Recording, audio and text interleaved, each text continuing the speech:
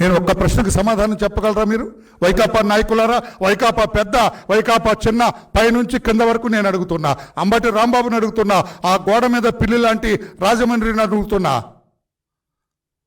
భారతదేశం అంతా కూడా ఆన్లైన్ పేమెంట్ జరుగుతూ ఉంటే ఒక్క ఆంధ్రప్రదేశ్ రాష్ట్రంలో జగన్ ముఖ్యమంత్రిత్వంలో ఈ మద్యం లావాదేవీల్లో నో ఆన్లైన్. దానికి కారణం ఏంటో చెప్పగలరా? నేను ఛాలెంజ్ చేస్తున్నాను ఈ రోజున. మీరు సమర్థించుకుంటే నా తప్పని ఒప్పుకుంటా. ధైర్యం ఉందా? ఆయనకు కానీ, ఈయనకు కానీ, ఆయనకు కానీ, ఎవరికైనా ధైర్యం ఉందా? బ్రదర్స్, ఈడీ ఎప్పుడైతే రంగంలోకి దిగిందో, ఈడీ ఎప్పుడైతే కోర్టులో పిటిషన్ వేసిందో అనకూడదు, సారీ నన్ను క్షమించాలి, సారీ నన్ను క్షమించండి, నేను వరలరామయ్య వాడకూడదు ఆ భాష, కానీ తెలియాలి అందరికన్నా ఉద్దేశంతో. ఇది ఎప్పుడైతే ఈడీ కోర్టులో పిటిషన్ వేసి కసిరెడ్డి స్టేట్మెంట్ రికార్డ్ చేయాలి ఎలా వాజ్ అన్నదో, కింద నుంచి పైకి, పైనుంచి కిందకి, కంటికి నిద్ర లేదు, ఒంటికి సుఖం లేదు, పంటికి తిండి లేదు. ఇది ఈ రోజున పరిస్థితి. అందుకే కడుపు సరిపడే తినాలరా బాబు. ఎంత తింటే మీవాడు ఎక్కడున్నాడు? బంగారం కమోడోడు ఎక్కడున్నాడు? ఇది చేయాలని చెప్పి కూడా నేను తెలియజేస్తూ ఉన్నాను. ఈడీ జోక్యంతో ఈడీ వచ్చింది, ఇది అవదు సార్ కేసు, ఎవరినే వదలదు ఇప్పుడు ఇందులో మొత్తం. అందుకే దుబాయ్లో కూర్చుంటారు ఈడీ సిట్. చూడండి, నేను తొందరలో చెబుతున్నాను. నేను దుబాయ్లో కూర్చుంటే రాజా, చాలామంది అన్కనెక్టెడ్ వాళ్ళు కూడా బయటకు వస్తారు.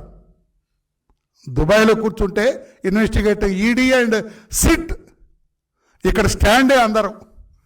వాళ్ళు అక్కడ సిట్ అక్కడికి వెళ్తే వీళ్ళంతా స్టాండ్ అని చెప్పి తెలియజేస్తున్నా.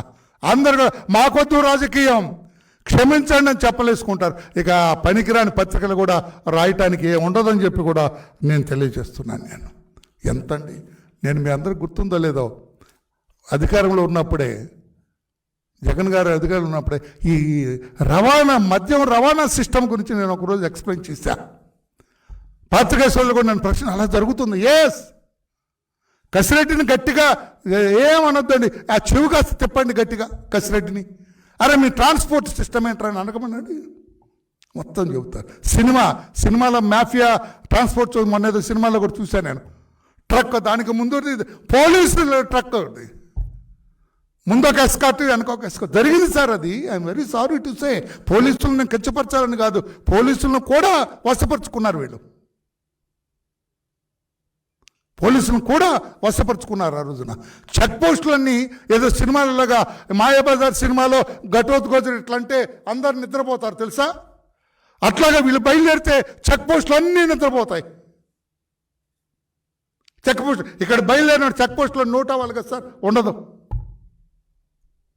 ఈ రకంగా దొంగ రవాణా ప్రభుత్వాన్ని ఒక మాఫియా నడిపినట్టుగా, ఒక డాన్ నడిపినట్టుగా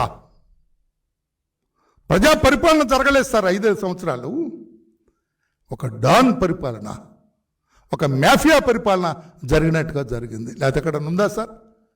అక్కడ బయలుదేరటంతో కసిరెడ్డి ఈలేస్తే చెక్ పోస్టులు అందరూ నిద్రపోతారట. కసిరెడ్డి ఈలేస్తే ముందొక పోలీసు వాహనం, వెనకొక పోలీసు వాహనం, ఒక వాహనం కరెక్ట్ డెస్టినేషన్ రీచ్ అయితే 3 పక్కకు పోతాయండి. ఏమిటి? ప్రజాస్వామ్యంలో ఉన్నామా మనం? భారతదేశంలో ఉన్నామా? ఈ లిక్కర్ స్కామ్ 100 కోట్ల రూపాయలకి ప్రభుత్వం పోయింది సార్. అక్కడ ఎంతో గొప్ప అని చెప్పుకున్న Kejriwal where is he now? మరి ఇన్ని కోట్లు కొట్టేసింది ఏంటి సార్? ఇంకా మీకు ధైర్యం ఉందా మాట్లాడటానికి? ప్రజల ముందు తలెత్తుకుంటారా? ఏ మోహంతో ప్రజల ముందుకు వస్తారని చెప్పి కూడా నేను అడుగుతున్నాను. నేను ఇటువంటి అప్రజాస్వామిక కార్యక్రమంతో ముందుకు మొట్టమొదటి నుంచి కూడా ఈ వ్యవహార శైలి అట్లాగే ఉంది. మీరు తప్పు చేయకపోతే కోర్టులో ఏం జరుగుతుంది? మీకు ఎక్కడ రిలీఫ్ వస్తుందా? వాళ్ళకి తెలీదా? ఇన్వెస్టిగేషన్ రిపోర్ట్స్ వాళ్ళ దగ్గర ఉండవా? న్యాయమూర్తులకు తెలీదా? వాళ్ళకు ఒక దొంగ ధైర్యం ఉంది. ఆ బంగారు కమోడ్లు ఆయన ఎట్లా చేసుకున్నా అట్లా చేసుకోవచ్చు అనుకుంటున్నారు. భారతదేశంలో ఇంకా న్యాయ వ్యవస్థ అదే రీతిలో కానూన్ కా హాత్ బహుత్ లంబీ అంటారు, అదే జరుగుతుంది తప్పితే మీరు న్యాయ వ్యవస్థని ఇంకా వ్యవస్థని మీరు చేయలేరని చెప్పి కూడా నేను తెలియజేస్తాను. ఇప్పుడు కూడా వ్యక్తుల పేరు నేను ఏమిటి చెప్పట్లా, వ్యవస్థల గురించే మాట్లాడుతున్నాను నేను. అప్పుడు ఎట్లా ఉంది? చంద్రబాబు నాయుడు గారు ముఖ్యమంత్రి అయిన తర్వాత ఈ వ్యవస్థ ఎలా ఉంది? అవినీతి రహితమైన వ్యవస్థ ఈనాడు చంద్రబాబు గారి నాయకత్వంలో నడుస్తుంటే, కూటమి ప్రభుత్వం నడుస్తుంటే అవినీతిమయం, ఎవరి వేరు అవినీతి, ప్రతి చోట అవినీతి. జగన్ హయాంలో ఎట్లా ఇది చేస్తారు, ఎలా చేస్తారని చెప్పి కూడా నేను అడుగుతున్నాను. నేను ఇటువంటి దొంగ సొమ్ముతోటి అది నాకు అర్థం కదా. ఈ సొమ్మంతా ఎక్కడ దాచారా మీరు? కోట్ల రూపాయల సొమ్ము మీరు ఎక్కడ దాచారు? ఈ కోట్ల రూపాయలు మీరు ఎట్లా, వాట్ ఈజ్ హైడింగ్ అవుట్? ఆలోచన చేయండి అని చెప్పి కూడా వీళ్ళందరికీ నేను తెలియజేస్తున్నా. ఎప్పుడైతే ఈ దర్యాప్తు సిట్టు చేపట్టిందో కంగారు బయలుదేరిందని చెప్పి కూడా తెలియజేస్తూ ఆ పత్రికలో పుంకాలుగా రాయటం కూడా మంచిది కాదని చెప్పి, ఈ స్కామ్ ఎప్పుడైతే ఏదైతే ఈ సిట్టు దర్యాప్తు చేస్తుందో it is not a local scam, it is an international scam. Dubai వెళ్ళాలా, ఎక్కడెక్కడికైతే వీళ్ళందరూ టచ్ చేసుకొస్తున్నారో తెలాలా, ఇవన్నీ కూడా బయటకు రావాల్సిన అవసరం ఉందని చెప్పి కూడా నేను తెలియజేస్తున్నా. ఒక్కొక్కరిది ఒక్కొక్క చరిత్ర అని చెప్పి కూడా నేను ఈ పెద్దలందరూ కూడా నేను తెలియజేస్తున్నా. జగన్ రెడ్డి గారి హయాంలో జరిగిన ఈ స్కామ్ ఇంటర్నేషనల్ స్కామ్, పలు దేశాల్లో కూడా దర్యాప్తు చేయవలసిన స్కామ్ అని చెప్పి కూడా నేను తెలియజేస్తున్నా. సిట్ ఇంతటితోటి ఈ దేశంలోనే కాదు విదేశాల్లో కూడా దర్యాప్తు చేయవలసిన అవసరం ఉందని చెప్పి కూడా నేను పెద్దలకు అందరికి కూడా నేను తెలియజేస్తున్నా. ఇది సరైన విధానం కాదు. నేను ఒక్కటే ఈ రోజున వచ్చింది డీటెయిల్స్ చెప్పాలన్న ఉద్దేశం కాదు, డీటెయిల్స్ మీ ముందు ఉంచాలన్న ఉద్దేశంతో కూడా కాదు. నేను మీ ముందుకు వచ్చింది ఇది జగన్మోహన్ రెడ్డి గారి హయాంలో వేల కోట్ల రూపాయల అవినీతి జరిగింది ఈ లిక్కర్ స్కాములో అని చెప్పటానికే మీ ముందుకు వచ్చానని చెప్పి కూడా నేను తెలియజేస్తూ ఉన్నాను. నేను ఇంకొక విషయాన్ని కూడా నేను అడుగుతూ ఉన్నా. అన్నిటికీ దుబాయ్ నేతృత్వం వస్తుంది.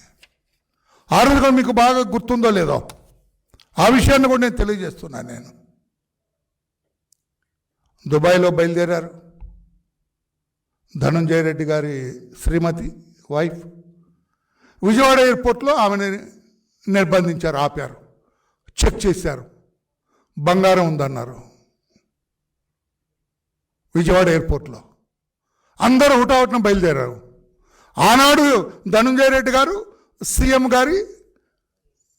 సీఎంఓలో సెక్రటరీ, మొత్తం తానే చక్రం తిప్పుతున్న వ్యక్తి. ఆ రోజున ఇన్ఫ్లుయెన్స్ ఉపయోగపడింది. అధికారులందరూ వెళ్ళారు, డైరెక్టరేట్ ఆఫ్ రెవెన్యూ ఇంటెలిజెన్స్ వాళ్ళు వెళ్ళారు. అవేవేమి లేదు, ఎన్నో కిలోల బరువు తెచ్చారని అప్పుడు వార్తలు వచ్చినాయి పత్రికల్లో కూడా. ఆమె ఏదో సూట్ కేసులో తెచ్చారు. సూట్ కేసులో తెచ్చింది ఏం లేదా, మెళ్ళ వేసుకున్నంత బంగారం, అది దెర్ ఇస్ నో కేసు అని వదిలేశారు. నేను గౌరవ ముఖ్యమంత్రి గారికి నేను విజ్ఞప్తి చేస్తున్నా, దయచేసి ఆ కేసును కూడా పరిగణలో రీఇన్వెస్టిగేట్ చేయించండి, పునర్దర్యాప్తు చేయించాలి సార్. వీళ్ళ బతుకులు బయటపడాలి సార్. ప్రజల డబ్బుతో ఇల్లు బంగారం కొనుక్కోవటం ఏంటి సార్? ఏమన్నా ధనంజయ రెడ్డి గారి జీతంతో కొన్నారా? ఆయన జీతం డబ్బులతో కొన్నారా? ఏంటి సార్? ఆయన దుబాయ్ ఎందుకు వెళ్ళారు సార్? అది ఎంక్వైరీ చేయటంలో అడగటంలో వరలరామి తప్పేమన్నా ఉందా సార్? ధనంజయ రెడ్డి గారు ఇంత ఒక ప్రాధాన్యత కలిగిన వ్యక్తి. ఈయన సిట్ అంటే జగన్ గారు కూర్చుంటారు, స్టాండ్ అంటే లేస్తారు. అటువంటి వ్యక్తి శ్రీమతి పదే దుబాయ్ వెళ్తున్నారట. ఎందుకు సార్? బంగారం తెస్తున్నారని వార్తలు వచ్చిన ఎయిర్పోర్ట్లో ఉంది. అందుకే కదా సార్ అనకూడదు, కానీ పాపం మా పట్టాభికి ఆ రోజున ఇబ్బంది వచ్చింది. పత్రికల్లో దీన్ని విశ్లేషించాడు అతను. అందుకే పట్టాభికి కొంచెం ఇబ్బందులు పాలయ్యాడు కాదా? అందుకే ఆ కోణంలో కూడా ఈ రోజునే పత్రికల్లో చూశాను నేను. ఆమె ఎవరైతే ధనంజయ రెడ్డి గారి శ్రీమతి ఉన్నారో వారికి తిరుపతిలో ఒక యూనివర్సిటీలో ఏదో ఉద్యోగం, వెంటనే ఒక ప్రొఫెసర్ ఉద్యోగం ఇచ్చారట. ఇవ్వటమే కాకుండా ఆమెకి స్పెషల్గా ఒక ఛాంబర్, ఏసీ ఛాంబర్ ఇచ్చారట. ఏ ప్రొఫెసర్కి లేదు, ఇక్కడ ఈమెకి ఇచ్చారు. ఏంటి సార్ ఇది? ప్రజలు మీకు అధికారం ఇచ్చింది, మీరు ఇష్టం వచ్చినట్టు వాడుకోమనా? ప్రజలు మీకు అధికారం ఎందుకు ఇచ్చారండి? మీ అంతేవాసుల్ని, మీ బంధువుల్ని, మీ చుట్టాలని, తెలిసిన వాళ్ళని అందరినీ అధికారంలో పెట్టుకొని కొట్టేమనా ప్రజల సొమ్మం? అవసరమైతే అది కూడా దర్యాప్తు చేయాలి. వెదర్ షీఈ్ ఎలిజిబుల్ ప్రొఫెసర్గా ఉండటానికి. ఏ ప్రొఫెసర్గా లేని ఏసీ రూమ్ ఈమెకి ఎందుకు వచ్చింది? ఇవన్నీ కూడా దర్యాప్తు చేయాలని చెప్పి కూడా నేను కోరుతూ ఉన్నాను. నేను అవినీతి జరిగింది, దర్యాప్తు జరుగుతుంది. ఇంకా 3,200 కోట్ల నుంచి ఎన్ని కోట్లకు ఎగబాకుతుందో ఇది చూడాలి. ఎవరెవరు మెడకు చుట్టుకుంటుందో చూడాలి. ఏ దేశాల్లో ఈ మూలాలు ఉన్నాయో చూడాలని తెలియజేస్తూ నా రిక్వెస్ట్, రాష్ట్ర ప్రజలందరూ కూడా ఆ పనికిమాలిన పత్రికల్లో వచ్చినంత అబద్ధాల మూటలు తప్పితే నీతి నిజాయితీ నిజాలు లేవని చెప్పాలనే ఉద్దేశంతో మీ ముందుకు వచ్చా. Thank you everybody.